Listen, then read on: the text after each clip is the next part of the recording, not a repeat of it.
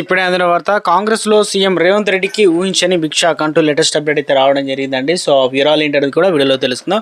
వీడియోని చివరి వరకు చూడండి, అర్థమవుతుంది. మొదటిసారిగా ఛానల్ వస్తే తప్పకుండా సబ్స్క్రైబ్ చేసుకోండి. చూస్తున్నారు కానీ లైక్ చేయడం మర్చిపోతున్నారండి. వెంటనే లైక్ చేయండి. వివరాలకి అయితే వెళ్ళిపోదామండి. మనం ఇక్కడ చూసుకున్నట్లయితే రాష్ట్ర ప్రభుత్వం అత్యంత ప్రతిష్టాత్మకంగా భావించి రూపొందించిన పాలసీలు తీసుకుంటున్న విధానపరమైన నిర్ణయాలు అధికారికంగా వెల్లడి కాకముందే ప్రతిపక్షాల చేతికి చిక్కుతున్నాయన్నమాట. జీవోలు రాకముందే ఇంకా డ్రాఫ్ట్ దశలో ఉండగానే ఫైళ్లు ప్రతిపక్ష నేతలకు చేరుతున్నాయి.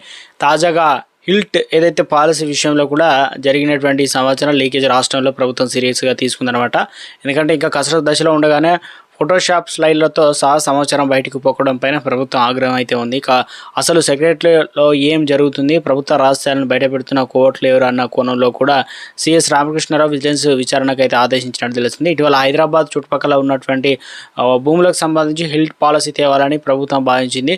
ఇందుకోసం నవంబర్ 15న జరిగిన కేబినెట్ భేటీలో నిర్ణయం కూడా తీసుకున్నారు. అయితే కేబినెట్ నిర్ణయానికి అనుగుణంగానే జీవోను రెడీ చేయాలని చెప్పేసి సంబంధిత శాఖలను అయితే ఆదేశాలు జారీ చేశారు. దీనిపైన కసరత్తు చేసినటువంటి పరిశ్రమల శాఖ నవంబర్ 22వ తేదీన జియో అయితే రిలీజ్ చేసింది. కానీ అంతకంటే ముందు నవంబర్ 20న ఈ పాలసీ సంబంధించి కీలక సమాచారం స్లైడ్ బయటకు లీక్ అయ్యాయన్నమాట. వీటి ఆధారంగా నవంబర్ 21న BRS working president KTR press meet పెట్టి ప్రభుత్వాన్ని కూడా నిలదీశారు.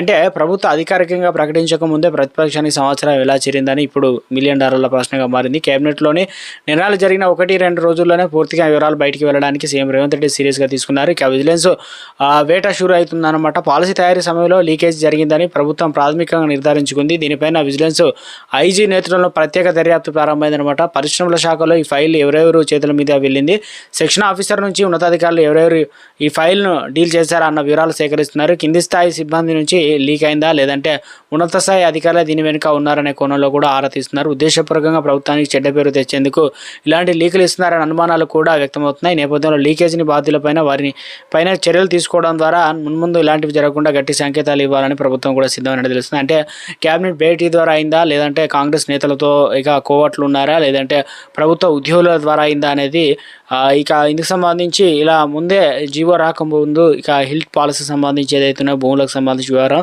రాష్ట్రంలో చర్చనీయాంశంగా మారింది. దీంతో ఏదైతే ముఖ్యంగా ఊహించని భిక్షాకే తగిలింది అంటున్నారు. మొత్తం మీద వీటిని సరిచేసే పనిలో ఉన్నట్లు ఒక అప్డేట్ అయితే రావడం జరిగిందండి.